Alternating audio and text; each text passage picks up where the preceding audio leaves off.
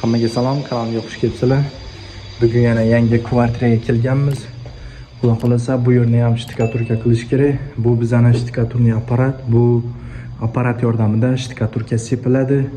Bu shtikaturka ya'ni Optima nomi. Bu yerda bizga kerak bo'ladigan narsa birinchi o'rinda gruntovka, metr grunt, pravila, mayak bor, mana bu qutisalarda uголокlar bor. Bu 3 xonali kvartira. Oynalarni, yonboshlarini atkoz qilish kerak va hamma joyni shtikaturka qilish kerak. Mana shunday kvartira hozir biza Moskva shahrida ishlayapmiz.